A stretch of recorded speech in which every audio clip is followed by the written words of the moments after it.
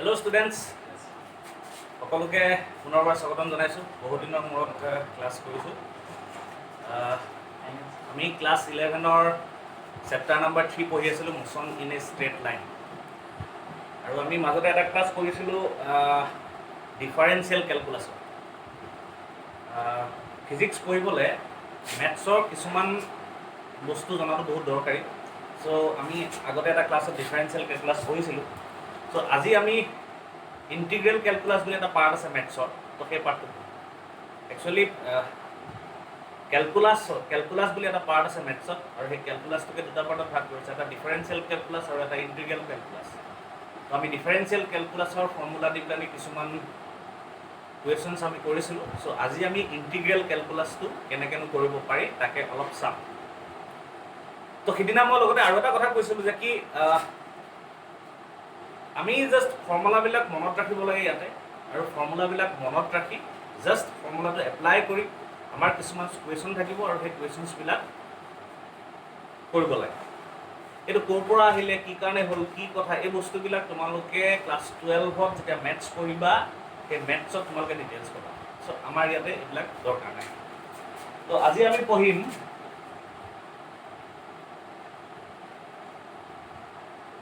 Integral calculus.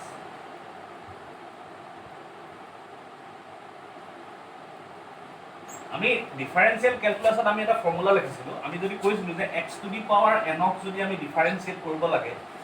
তেতিয়া আমি কেনেকৈ লিখিছিলোঁ? d by dx x to the power n। এই d by dx x to the power n মানে কি? d by dx x to the power n মানে আছিলে কি? Differentiation of x to the power n with respect to x বুলি কৈছিলোঁ, আৰু ইয়াৰ ৰিজাল্টটো পাইছিলোঁ কি? n x to the power n minus 1। আমি এনেকুৱা ধৰণৰ এটা ৰিজাল্ট পাইছিলোঁ, আৰু এই ফৰ্মুলাটো ইউজ কৰি পেলাই আমি কিছুমান কুৱেশ্যনছ কৰিছিলোঁ। তো আজি আমি ইণ্টিগ্ৰেল কেলকুলাছৰ তেনেকুৱা ধৰণৰ এটা ফৰ্মুলা লিখিম, আৰু এই ফৰ্মুলাটো মই লিখিবলৈ কৈছোঁ। ছাপ'জ তোমাক ক'লে x to the power n এটা টাৰ্ম আছে তোমাৰ ওচৰত, আৰু এই x to the power n টাৰ্মটোক তোমাক ইণ্টিগ্ৰেট কৰিবলৈ কৈছে। যে ক'লে যে কি ইণ্টিগ্ৰেট দ্য ফলোয়িং টাৰ্ম।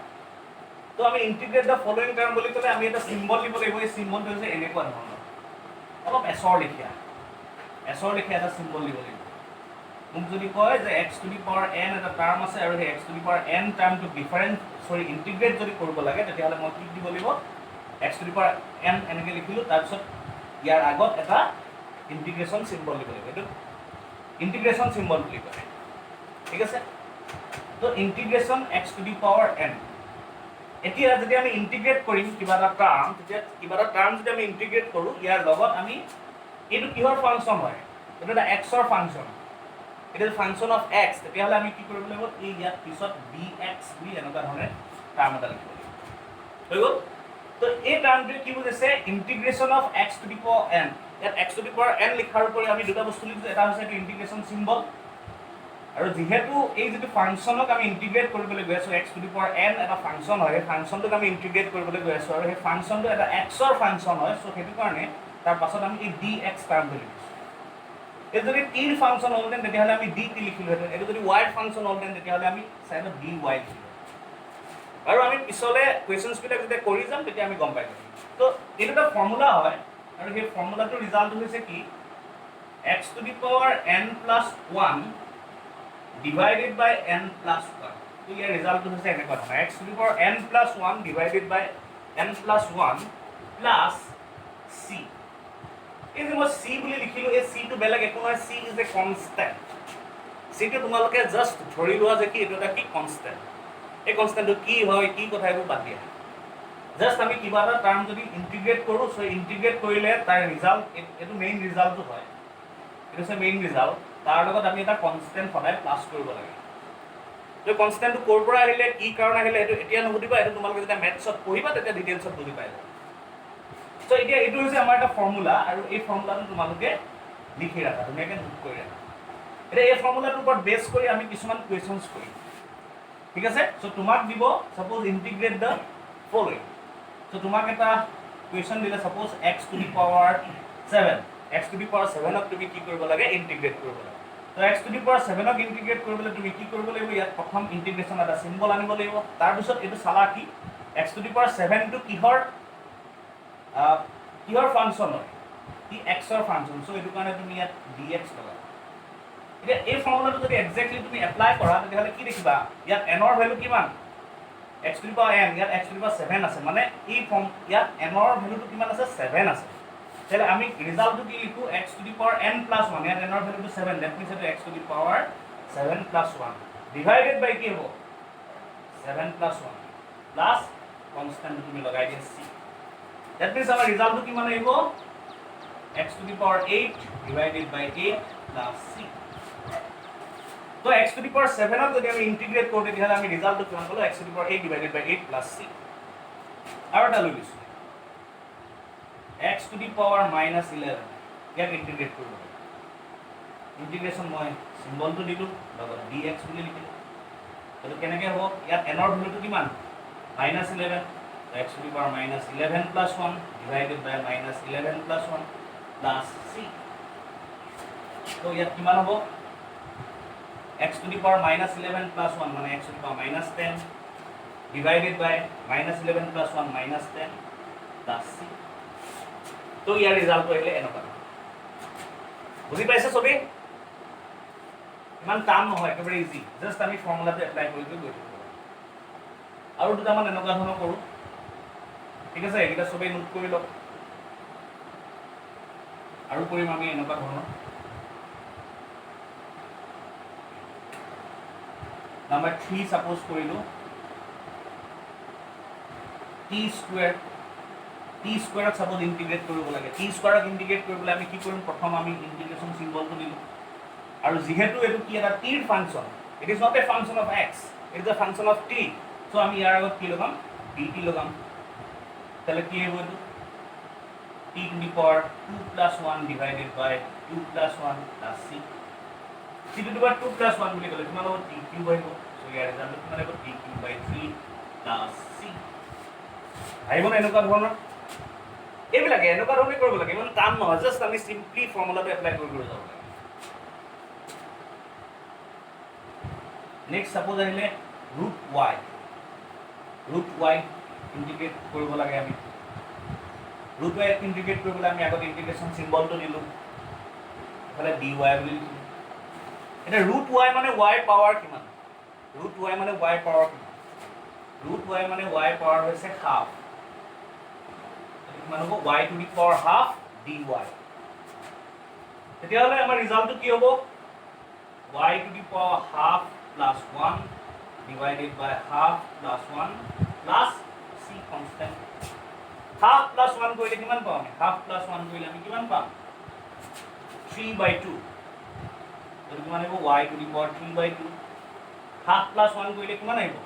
3/2 হৈ গ'ল এটা এই যেটো 3/2 এই যেটো 2 আছে এই 2 পৰে গুছি গ'ল এই 2 পৰে গুছি গ'ল প্লাস c এটো √y যদি আমি ইন্টিগ্ৰেট কৰো তেতিয়াহলে তাৰ ৰিজাল্টটো আমি এনেকুৱা পাম সো এনেকুৱা ধৰণে x to the power 7 x to the power -11 হওক t স্কয়াৰ হওক √y হওক বা যিকোনো এটা টাৰ্ম যদি থাকে আৰু তাৰ যদি এটা পাৱাৰ থাকে তেতিয়াহলে আমি ইন্টিগ্ৰেট এনেকুৱা ধৰণে আমি কৰিব পাৰো by using this formula হৈ গ'ল তো এই চাৰিটা কোৱেশ্চন আমি কৰিলো এই ফৰ্মুলা দি দিছো এতিয়া এনেকুৱা কিছুমান টাৰ্ম কৰিম যি টাৰ্ম বিলাক অকল এই টাৰ্মটো নাথাকে মানে ইয়াৰ লগত আৰু এটা টাৰ্ম লাগি থাকিব মই দেখাইছো বাৰু কেনেকুৱা ধৰণৰ এইটা লিখিলো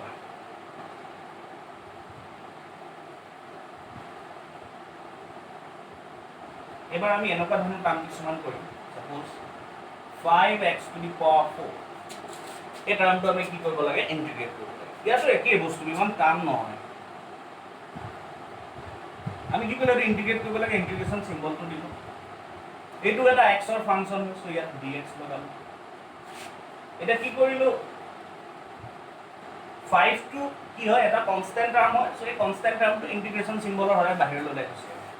তো 5 টো আমি বাহিৰলৈ উলিয়াই গুছিলো বাকি থাকিলে কি x to the power 4 dx হৈ গ'ল এটা x to the power 4 dx ইয়াক ইন্টিগ্ৰেট কৰিবলৈ হলে আমি কি কৰিব লাগিব এই ফৰ্মুলাটো আমি এপ্লাই কৰিব লাগিব সো তেতিয়াহ'লে ফৰ্মুলা মতে কি আহিব x to the power 4 plus 1 divided by 4 plus 1 plus c constant of integration তেতিয়াহ'লে এইটো কিমান আহিব x to the power 5 and এইটো 4 প্লাছ 1 কি 5 5 5 কেনচেল আউট হৈ যাব তো কেনচেল আউট হ'লে কিমান হ'ব আলটিমেটলি ৰিজাল্ট কিমান হ'ব x to the power 5 plus তো 5 x টু দি পাৱাৰ 4 ক যদি আমি ইন্টিগ্ৰেট কৰো তেতিয়াহ'লে আমি যেটো ৰিজাল্ট পাম সেই ৰিজাল্ট হ'ব কিমান x to the power 5 plus c ঠিক আছে এইডোখৰতে এতিয়া মই তোমালোকক এটা কথা কওঁ সেই কথাটো হৈছে কি ইন্টিগ্ৰেশ্যন আৰু ডিফাৰেন্সিয়েশ্যন বস্তুটো উলটা ইনভাৰ্স মানে কথাটো এনেকুৱা ধৰণৰ তুমি 5x টু দি পাৱাৰ 4 ক ইন্টিগ্ৰেট কৰিলা 5x টু দি পাৱাৰ 4 ক ইন্টিগ্ৰেট কৰিলা তুমি পালা কিমান x to the power 5 plus 6 এতিয়া যদি তুমি x to the power 5 plus 6 যদি তুমি ডিফাৰেন্সিয়েট কৰা তেতিয়াহ'লে তুমি 5x টু দি পাৱাৰ 4 পাবা কি ক'লো মই 5x টু দি পাৱাৰ 4 ক ইন্টিগ্ৰেট কৰিলো ৰিজাল্ট পালো কিমান x to the power 5 plus 6 আৰু সেই ৰিজাল্টটোক যদি মই ডিফাৰেন্সিয়েট কৰো তেতিয়াহ'লে মই কি পাম ৰিজাল্টটো 5x টু দি পাৱাৰ 4 পাম সো আমি কৰি চাওঁ তেতিয়াহ'লে আমি ডিফাৰেন্সিয়েশ্যন কৰি চাওঁ ডিফাৰেন্সিয়েশ্যন আমি শিকিছো already 5x two the power 4 plus c ইয়াক যদি আমি ডিফাৰেন্সিয়েট কৰো এটো মই d বাই dx লিখিছো কেলে it is a function of x c is constant এটা আমি ভাগ কৰি লিখিব পাৰো dx of 5x two the power 4 plus dx of c হৈ গ'ল সৰি ইয়াত 5x two the power c নহয় আমি x to the power 5 plus 6 ডিফাৰেন্সিয়েশ্যন কৰিম আৰু ৰিজাল্টটো 5x টু দি পাৱাৰ 4 হ'ব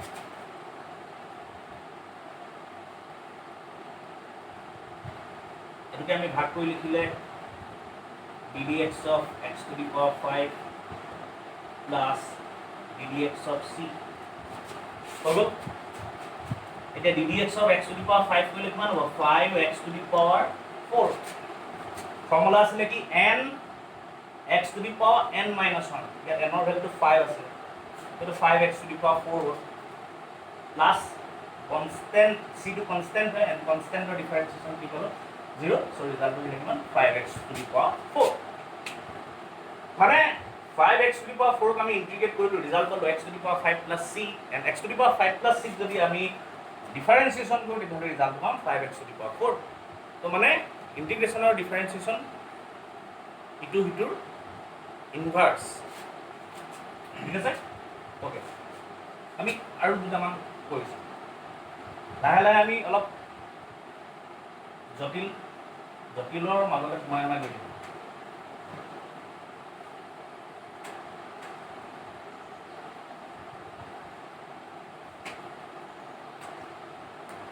নেক্সট কলো সাপোজ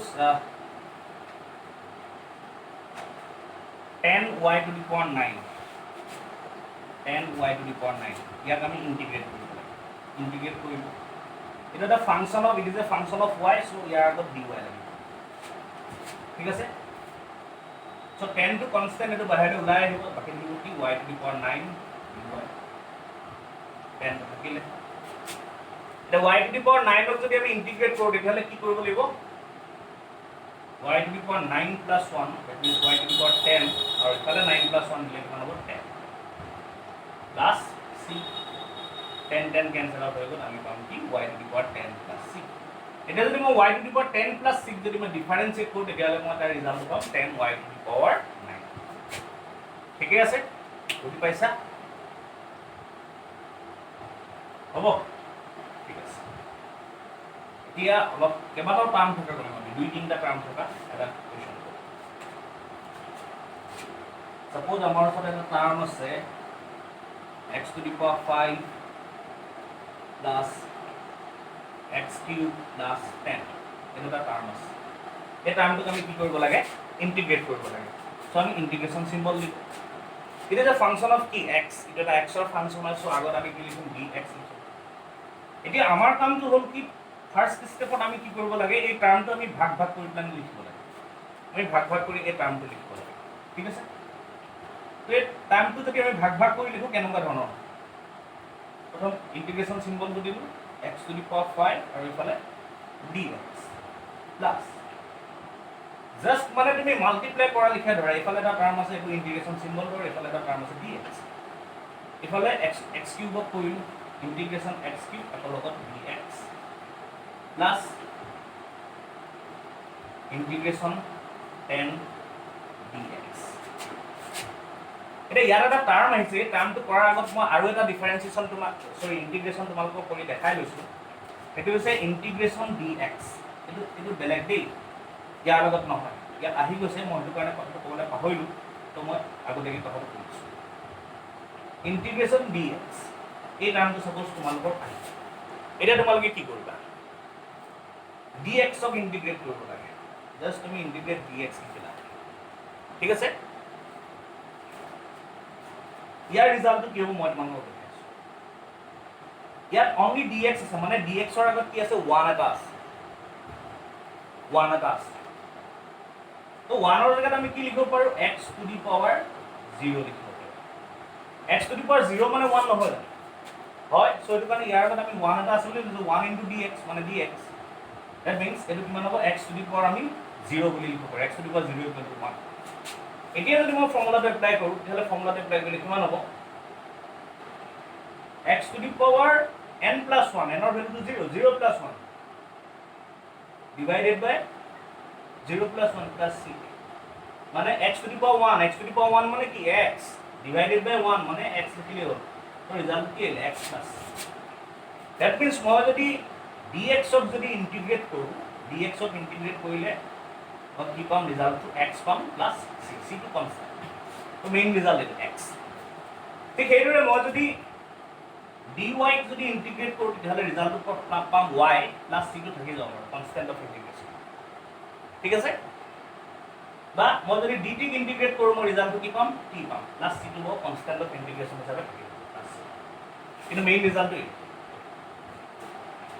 বুজি পাইছে আপোনালোকে কথাটো ঠিক আছে তো এই বস্তুটো আপোনালোকে মনত ৰাখি ল'ব এটা ফৰ্মুলা লিখে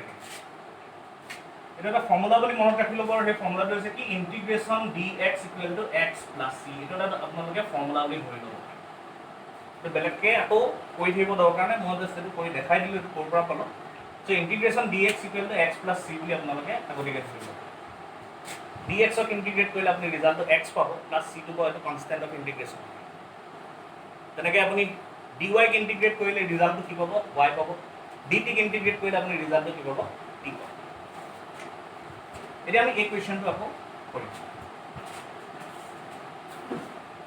এতিয়া চাব কথাটো আমি সদায় এই কোৱেশ্চনটো আমাক দিলে এই কোৱেশ্চনটো আমি ফাৰ্স্ট পাৰ্ট এটা স্টেপ কৰিলো এতিয়া নেক্সট স্টেপত আমি এটো ইন্টিগ্ৰেশন কৰিব পৰা হৈ আছে এই ফৰ্মটোত আছে তো আমি ইন্টিগ্ৰেশন কৰিব পৰা হৈ আছে এটো ফৰ্মতে আছে আমি ইন্টিগ্ৰেশন কৰিব পৰা আছে কিন্তু এটো ইন্টিগ্ৰেশন কৰিব পৰা ফৰ্মত নাই কিলে এই tan এটা কনস্ট্যান্ট এটা ভিতৰত সোমাই আছে এটো আমি বাহিৰলৈ উলিয়াই আনিম সদায় তোমালোকে ইন্টিগ্ৰেশন বিলাক একেটা লাইনত কৰিবলৈ ট্ৰাই কৰিবা সো আমি এটো লাইনত ইন্টিগ্ৰেট নকৰো কাৰণ এটো tan টো আমি বাহিৰলৈ উলিয়াই ল'ব লগা এটা কাম আছে সো হেতু একেবাৰে উলিয়াই লওঁ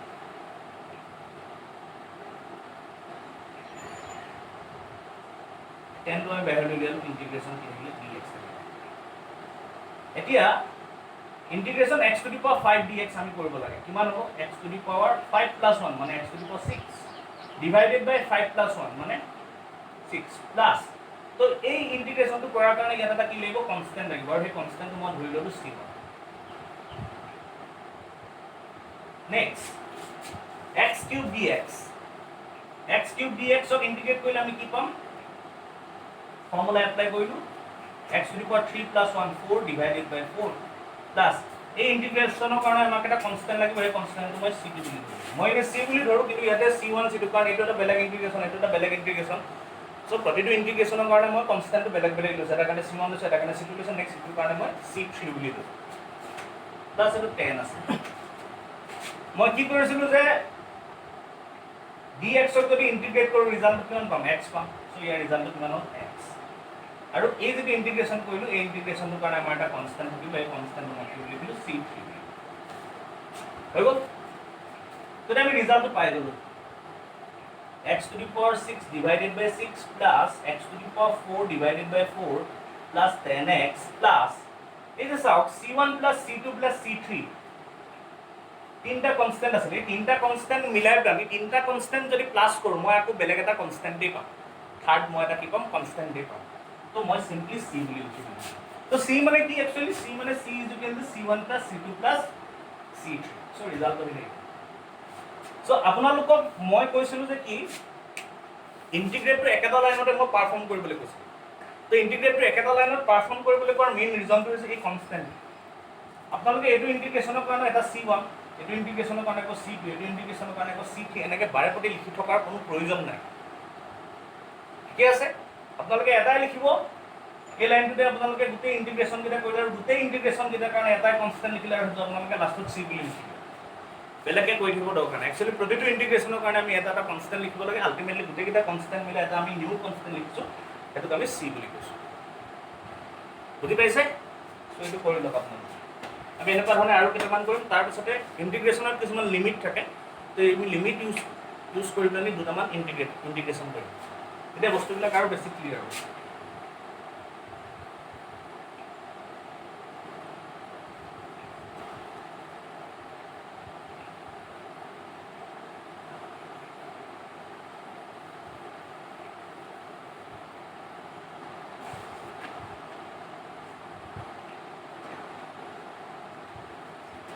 তো আমাক এটা টার্ম দিছে 6x plus 5x square minus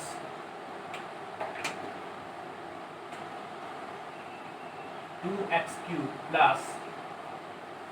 1 by x square এই টার্মটোক আমি কি কৰিব লাগে ইন্টিগ্ৰেট কৰিব লাগে তো আমি প্ৰথম ইন্টিগ্ৰেশন সিম্বলটো দিলো তাৰ পিছত এটো চালো এটো কিহৰ ফাংচন হয় x ৰ ফাংচন হয় তো আমি কি কৰিলো ইয়াত dx এটা লগাই আমি আৰু এটা কাম কৰিব পাৰো যে 1 by x square মানে কি হয় বাৰু 1 by x square মানে হৈছে x to the power -2 so 1 by x square জায়গাত আমি x to the power -2 লিখি ঠিক আছে এতিয়া আমি লিখো চাব কেনেকৈ প্ৰথম কি হল আমি এই টাৰ্মটো ভাগ ভাগ কৰি দিম ইন্টিগ্ৰেশন দিম প্ৰথম 6x টাৰ্ম আছে এফালে dx আছে সো 6x dx প্লাস আকৌ ইন্টিগ্ৰেশন দিম 5x স্কয়ার আছে dx এর মাইনাস আছে কারণে মাইনাস আহিব minus integration 2x cube dx plus integration x to the power -2 dx এনেকুৱা ধৰণৰ এতিয়া আমি এটো লাইনত অকল এই ইন্টিগ্ৰেশনটো পাৰফৰ্ম কৰিব পৰা হৈ আছে বাকি কিটা এই কনস্ট্যান্ট এটা আছে এই কনস্ট্যান্ট কিটা আমি কি কৰিব লাগিব প্ৰথম বাহিৰলৈ উলিয়াই লওঁ সো ফাৰ্স্ট আমাৰ কামটো হ'ল কি কনস্ট্যান্ট বিলাক বাহিৰলৈ উলিয়াই লওঁ this যদি কনস্ট্যান্ট আছে ইয়াত 6 এই কনস্ট্যান্টটো বাহিৰলৈ উলিয়াই ললো x dx থাকিলে 5 যদি কনস্ট্যান্ট আছে কনস্ট্যান্টটো বাহিৰলৈ উলিয়াই আনিলে x স্কয়াৰ dx 2 এটা কনস্ট্যান্ট আছে কনস্ট্যান্টটো বাহিৰলৈ উলিয়াই লৈ আহিলে x কিউব dx হৈ গ'ল plus x to the power -2 dx হৈ গ'ল এতিয়া আমি একেটা লাইনতে গোটেই ইন্টিগ্ৰেশন বিলাক পাৰফৰ্ম ইয়াত x ৰ পাৱাৰ কিমান আছে 1 আছে that means 1 plus 1 divided by 1 plus 1 1 plus 1 মানে 2 so 2 তো ইয়াৰ কাৰণে আমি এটা কনস্ট্যান্ট অফ ইন্টিগ্ৰেশন লাগে লিখিম তো আমি লিখা নাই আমি একেবাৰে গোটেই কিটাৰ কাৰণে এটাই লিখিম প্লাস ইয়াত কি আছে 5 আছে এটো কিমান হ'ব পাওয়ার টু কিমান আছে 2 আছে সো n ৰ ভ্যালু 2 মানে 2 plus 1 হ'ব মানে 3 divided by 3 minus 2 x to the power 3 plus 1 কিমান 4 x to the power 4 divided by 4 plus x to the power -2 মানে x to the power -2 plus 1 divided by -2 plus 1 তে -2 plus 1 মানে কিমান -2 plus 1 মানে হৈছে -1 so divided by -1 plus এই ইয়াৰ কাৰণে হ'ব কনস্ট্যান্ট অফ ইন্টিগ্ৰেশন c1 ইয়াৰ কাৰণে হ'ব c2 ইয়াৰ কাৰণে হ'ব c3 ইয়াৰ কাৰণে হ'ব c4 আৰু গোটেইটা মিলাই মই এটাই লিখিম এটো হৈছে কি c তো c মানে হ'ব কি c1 c2 c3 c4 এতিয়া এইটা অলপ সিম্পলিফিকেশন কৰিলে হ'ল এই 2 ৰে 6 অফ 3 টাইমস এটো নেযায় এটো 2 টাইমস এইটো কিমান আহিব 3x স্কুৱেৰ প্লাছ এইটো 5/3 x cube minus x to the power 4/2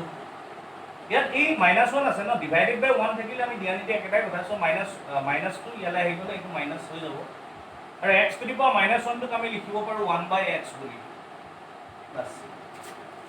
তো এই টাৰ্মটো ইন্টিগ্ৰেট কৰি আমি ৰিজাল্টটো পালো এইটো 3x² + 5/3 x cube minus x to the power 4 divided by 2 minus 1/x plus c তো এতে পালো আমি রিজাল্ট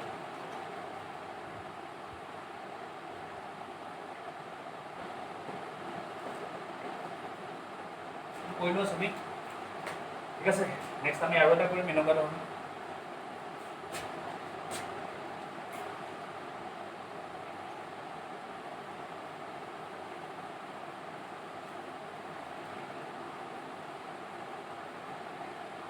এই চেপ্টাৰটোতে আমি ইন্টিগ্ৰেশন ইউজ কৰি দুটা প্ৰবলেম কৰিম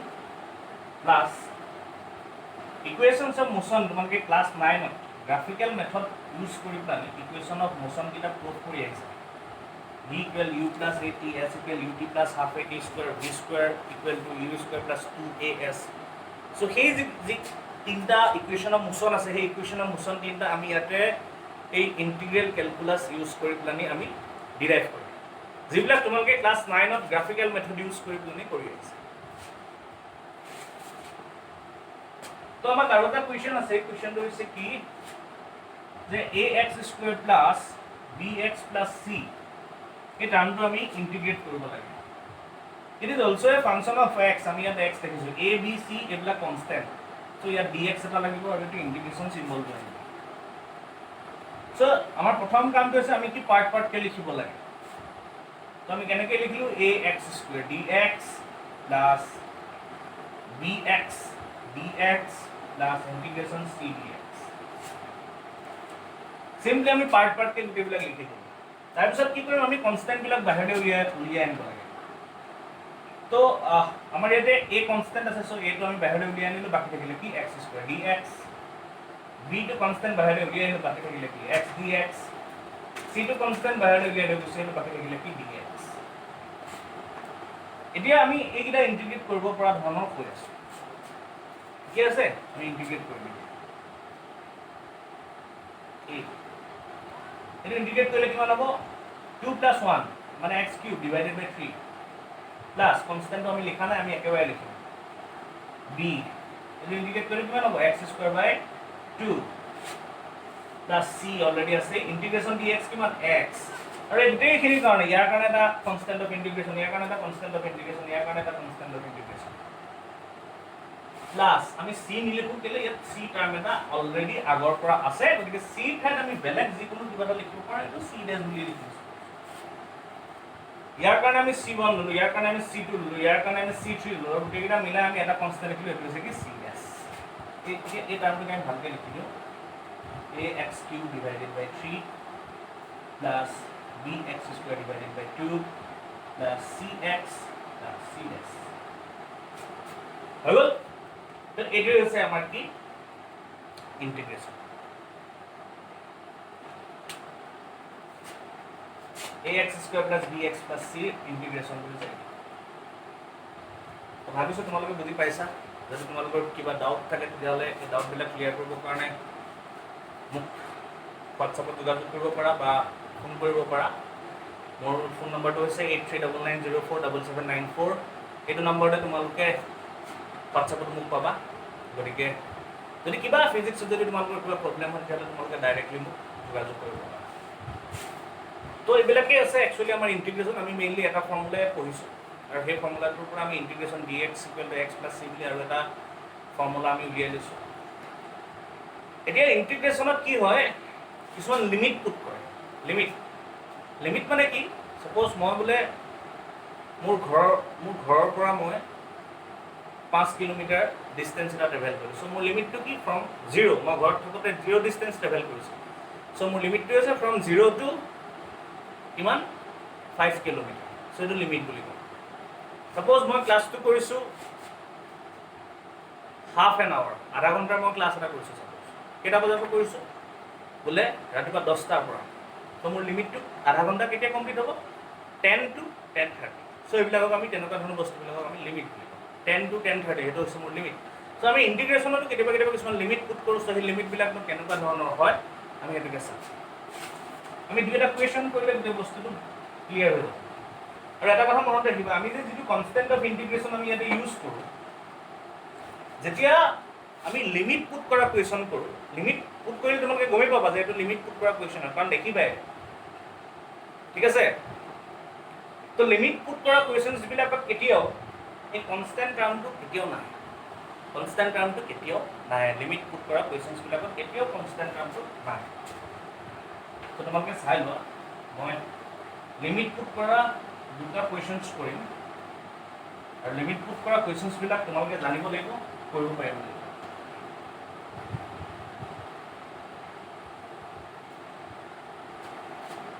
আমাক এটা ইন্টিগ্ৰেট দিছে ইন্টিগ্ৰেশ্যন √x dx আৰু লিমিটটো হৈছে কি 1 to 4 আমাক একচুৱেলি কাক ইন্টিগ্ৰেট কৰিবলৈ দিছে √x ক ইন্টিগ্ৰেট কৰিব দিছে √x is a function of x so এইটো কাৰণে মই ইয়াৰ আগত পিছত dx এটা লগাইছোঁ আৰু এইফালে ইন্টিগ্ৰেশ্যন চিম্বল দিছোঁ আৰু এই ইন্টিগ্ৰেশ্যন চিম্বলটোৰ লগত এটা বস্তু আমাক লিখি থোৱা আছে এটা হৈছে 1 আৰু এটা হৈছে 4 এই 1 টোক আমি ক'ম লোৱাৰ লিমিট 1 টোক কি বুলি ক'ম লোৱাৰ লিমিট আৰু 4 টো হৈছে কি আপাৰ লিমিট দ্যাট মিন্স আমাৰ যিটো লিমিট আছে সেই লিমিটটো ক'ৰ পৰা ক'লৈ আছে 1 ৰ পৰা 4 লৈকে এই 1 ৰ পৰা 4 লৈকে এইটো কাৰ ভ্যালু একচুৱেলি আমি with respect to x আমি ইন্টিগ্ৰেট কৰিছো হয়নে it is a function of x so এই 1 আৰু 4 এইকেইটা হৈছে কাৰ ভ্যালু x ৰ ভ্যালু মানে x ৰ ভ্যালুটো 1 ৰ পৰা 4 লৈকে আছে আমি হেতু বুজাম x ৰ ভ্যালুটো 1 ৰ পৰা 4 লৈকে আছে সো আমি এটো কম ইন্টিগ্ৰেশ্যন √x dx from 1 to 4 লিমিটটো ক'ৰ পৰা ক'লে আছে 1 to 4 1 to লোৱাৰ limit 4 to upper limit so এই বস্তুটো আমি এটা কেনেকুৱা ধৰণে দিলে কেনেকুৱা ধৰণে ইন্টিগ্ৰেশ্যন 1 to 4 √x তো আমি কেনেকৈ লিখিব পাৰোঁ x to the power half dx বাকিও একে ধৰণৰ হ'ব জাস্ট মই লিমিট পুট কৰিবলৈ তোমালোকক শিকাই দিব এটা x to the power half dx ইয়াত n ৰ ভ্যালুটো কিমান হাফ তো x to the power কিমান হ'ব হাফ প্লাস 1 ডিভাইডেড বাই কিমান হ'ব হাফ প্লাস 1 আগতে আমি কি লিখিছিলো ইয়াত প্লাস c বুলি কনষ্টেন্ট অফ ইন্টিগ্ৰেশ্যনটো লিখিছিলো বস আমাৰ কাম হৈ গৈছে কিন্তু মই কি কৰো যে যেতিয়া লিমিট থাকিলে আমি এই কনষ্টেন্ট বিলাক আমি নিলিখো যেতিয়া লিমিট থাকে আমি ইন্টিগ্ৰেশ্যনটো কৰাৰ পিছত এই গোটেই টাৰ্মটো আমি এটা স্কয়াৰ ব্ৰেকেটৰ ভিতৰত ৰাখো এই গোটেই টাৰ্মটো কি ৰাখিলো এটা স্কয়াৰ ব্ৰেকেটৰ ভিতৰত ৰাখিলো স্কয়াৰ ব্ৰেকেটৰ ভিতৰত ৰাখি লৈ এই লোৱাৰ লিমিটটো আমি এতিয়া ইয়াত তলত লিখিম আৰু আপাৰ লিমিটটো আমি ইয়াত ঠিক আছে এনেকুৱা ধৰণে কৰা নেক্সট এই ভিতৰৰ টাৰ্মখিনি আমি জাস্ট সিম্পলিফিকেশন কৰিব লাগে এটো কিমান হ'ব x to the power 3/2 ঠিক আছে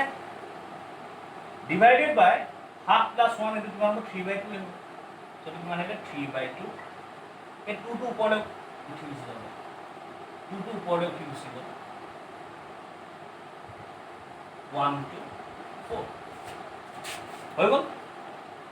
এতিয়া ইয়াত যিবিলাক কনষ্টেন্ট টাৰ্ম আছে এই কনষ্টেন্ট টাৰ্ম বিলাক ইয়াত থকা কনষ্টেন্ট টাৰ্ম বিলাক আমি কি কৰিব পাৰো বাহিৰলৈ উলিয়াই লৈ গুচি আহিব পাৰো এইবিলাক যদি বাহিৰলৈ উলিয়াই লৈ গুচি আহো তেতিয়াহ'লে কি হ'ব 2/3 এটো কনষ্টেন্ট হয় এটো বাহিৰলৈ উলিয়াই গুচি আহিব ভিতৰত থাকি গ'ল কি x to the power 3/2 1 to 4 এটা মই কৈছিলো যে কি 1 আৰু 4 এইবিলাক কাৰ ভ্যালু হয় বেলেগ কাৰণ হয় এইবিলাক x ৰ ভ্যালু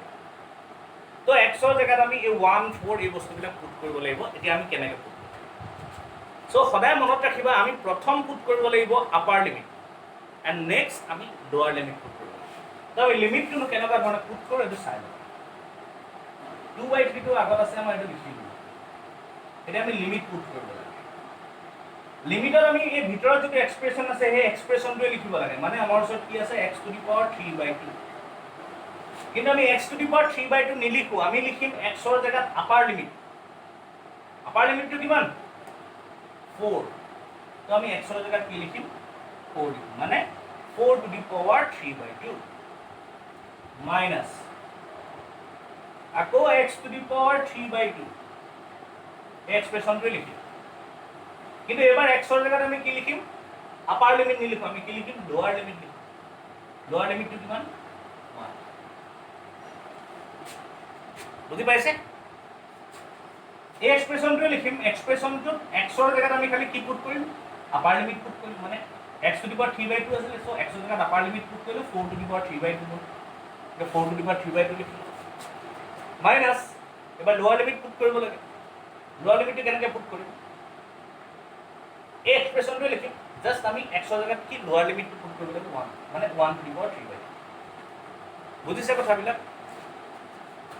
আপাৰ লিমিট মাইনাস লোৱাৰ লিমিট সদায় আমি তেনেকৈ পুট কৰিম আপাৰ লিমিট মাইনাস লোৱাৰ লিমিট এটা 4 টো আমি কেনেকৈ লিখিব পাৰোঁ 2 স্কয়াৰ 4 টো কেনেকৈ লিখিম আমি 2 স্কয়াৰ ইনটু 3/2 বস্তুটো এনেকুৱা ধৰণৰ হৈ আছে আমাৰ বস্তুটো আমি কি পাইছোঁ 4 to the power 3/2 মই স্লাইডত কৈ দেখাই দিছোঁ 4 to the power 3/2 4 জেগাত আমি কি লিখিলোঁ 2 স্কয়াৰ 3/2 2 into 3/2 এনেকুৱা ধৰণৰ হ'ব 2 to কেনসেল আউট হৈ গ'ল ৰিজাল্টটো কি পালোঁ 2 কিউব পালোঁ 2 কিউব মানে কিমান 8 So এই যেটো ৰিজাল্ট আহিব এই ৰিজাল্টটো মানে 8 আহিব 8 1 ৰ পাৱাৰ জিএন থাকক লাগে তাৰ ভ্যালুটো কিমান হ'ব 1 হ'ব so 8 - 1 কিমান 7 8 - 1 7 এই টাৰ্মটো কিমান হৈ যাব 7 হৈ যাব so এইটো ৰিজাল্টটো কিমান হ'ব 14 divided by 3 হৈ গ'ল so এই ৰিজাল্টটো কিমান হ'ব 14 divided by 3 তো আমি লিমিট পুট কৰি এনেকুৱা ধৰণে ইন্টিগ্ৰেশন বিলাক কৰিব পাৰোঁ লিমিটৰ সদায় এটা কথা মন কৰিব লাগে লিমিট পুট কৰিব থাকিলে আমি যদি কনস্ট্যান্ট অফ ইন্টিগ্ৰেশনটো ইউজ নকৰোঁ ফাৰ্স্ট কথা সেকেন্ড কথা আমি যেতিয়া লিমিটটো পুট কৰিম তেতিয়া আমি প্ৰথম আপাৰ লিমিটটো পুট কৰিম এন্ড দেন লোৱাৰ লিমিটটো পুট কৰিব লাগিব ঠিক আছে আমি এনেকুৱা ধৰণৰ আৰু এটা কুৱেশ্যন কৰি পেলাই আজি ক্লাছটো সামৰিম আৰু পাছৰ ক্লাছবিলাকত আমি ইন্টিগ্ৰেশনৰ এপ্লিকেশন মানে ইন্টিগ্ৰেশনবিলাক আমি ক'ত ইউজ কৰিম কেনেকুৱা ধৰণে ইউজ কৰিম এনেকুৱা ধৰণৰ ৰিলেটেড দুটা কুৱেশ্যনছ কৰিম আৰু কোনোবা এটা ক্লাছত আমি ইকুৱেশ্যনৰ মোচনকেইটা এই ইন্টিগ্ৰেল কেলকুলাছ ইউজ কৰি পেলাই বিলাই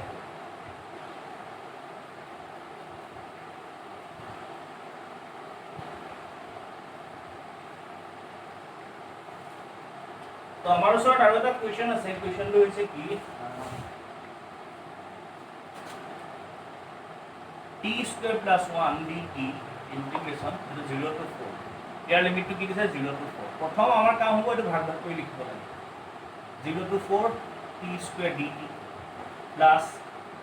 1 into dt মানে dt হ'ব 0 to 4 এতিয়া t square dt ইয়াক যদি ইন্টিগ্ৰেট কৰোঁ কিমান হ'ব t cube by 3 x to the power n plus 1 divided by n plus 1 ইয়াত x ৰ জায়গাত t আছে ইয়াত dt আছে dx ৰ জায়গাত so n ৰ জায়গাত কি আছে 2 আছে so 2 plus 1 আৰু 3 হ'ল divided by 3 স্কয়াৰ ব্ৰ্যাকেটত লিখিলো যেহেতু লিমিট আছে লিমিটটো কিমান ফ্ৰম 0 to 4 ইয়াত কিমান হ'ব ইন্টিগ্ৰেশন dt ইন্টিগ্ৰেশন dt ৰ ভ্যালু কিমান t 0 to 4 এতিয়া আমি কি কৰিম লিমিটটো পুট কৰিম এই 3 টো আমি বাহিৰলৈ উলিয়াই আনিবও পাৰোঁ নানিবও পাৰোঁ বা মই আনি ললো 1/3 ভিতৰত থাকি যাব কিমান t কিউব 0 to 4 এই লিমিটটো আমি পুট কৰি দিব পাৰোঁ এটা এই এক্সপ্ৰেছনটো কি আছে অনলি t t ৰ জায়গাত আমি কি বহাব লাগে ফাৰ্স্ট 4 বহাব লাগে 4 বহাব মাইনাস আকৌ t ৰ জায়গাত আমি কি বহাব লাগে 0 বহাব লাগে সো 0 বহাই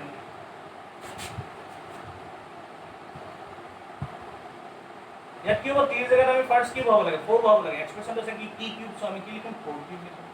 মাইনাস t ৰ জায়গাত আমি কি বহাম 0 বহাম 0 কিউব প্লাস 4 - 0 কিমান 4 0 কিউব কিমান 0 মানে 4 কিউব - 0 কিউব কিমান 4 কিউবে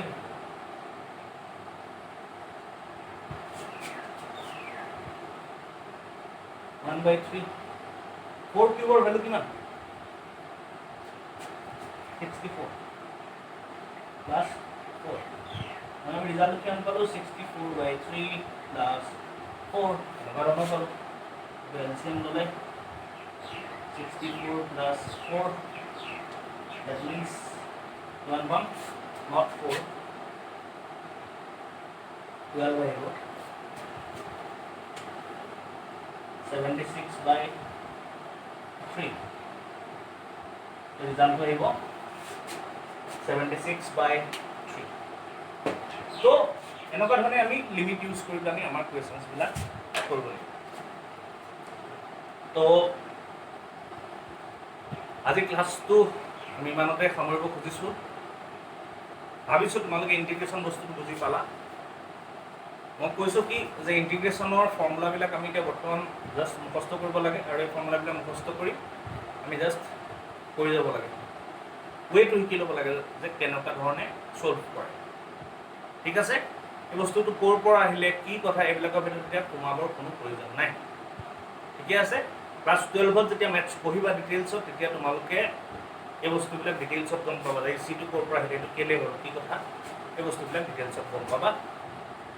তো খুব সোনকালেই আৰু এটা নতুন ক্লাছ লৈ তোমালোকৰ মাজলৈ আহি আছোঁ যদি তোমালোকৰ কিবা ডাউটছ থাকে মই অথনি মোৰ ফোন নাম্বাৰটো ক'লোৱেই তোমালোকে মোক হোৱাটছআপ কৰিব পাৰা বা ফোন কৰিব পাৰা খুব সোনকালে এটা নতুন ক্লাছ লৈ আকৌ তোমালোকৰ মাজলৈ আহি আছোঁ চ' আজিৰ ক্লাছটো ইমানতে সামৰিছোঁ থেংক ইউ